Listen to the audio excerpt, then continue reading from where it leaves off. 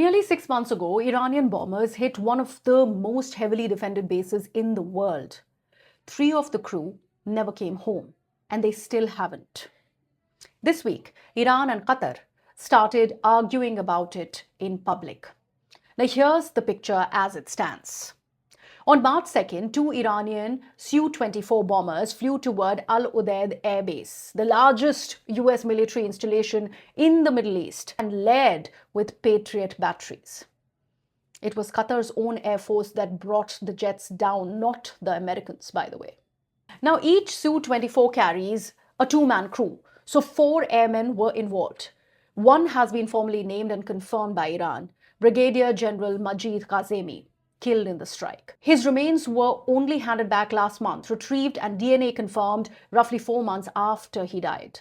That gap and the fact that a body moved between 2 governments now accusing each other publicly suggests some working channel existed quietly the entire time. The other 3, Javed Salehi, Abdul Majid Dashtian, Umran Beyravishian, are where the dispute actually lives. Iran's own missing persons chief, in his letter to the Red Cross, states plainly that Qatari forces captured them alive. Qatar's public position is the opposite. It says it has no one in custody, only remains that were recovered and returned. Now, geography would settle a lot of this. Whether the ejected crew came down over Qatari land or in water 200 kilometers of open Gulf determines what legal framework even applies to them. Iran demanding its investigators be let in, and Qatar countering that it already invited an Iranian team in April to review the search and rescue operation. Both point toward the same likely answer.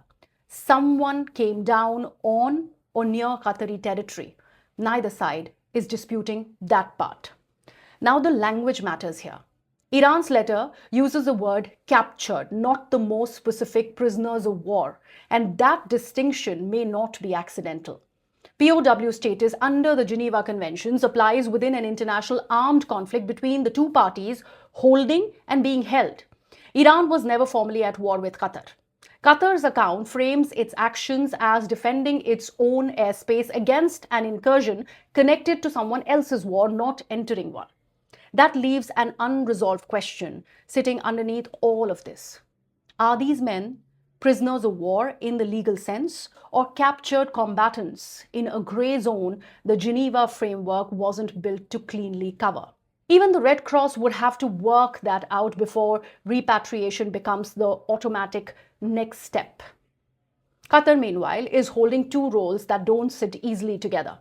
A US military partner and Iran's most consistent Gulf back channel, the same country that brokered the 2023 Hamas-Israel hostage exchange. That history is exactly why a quiet, unofficial resolution, one where Qatar never has to formally confirm custody, is the most realistic way this ends. For now, nearly 6 months in, 3 Iranian airmen remain in limbo, caught between 2 ceasefires that didn't hold, a legal status nobody is confirmed, and a diplomatic standoff playing out in public letters instead of private rooms.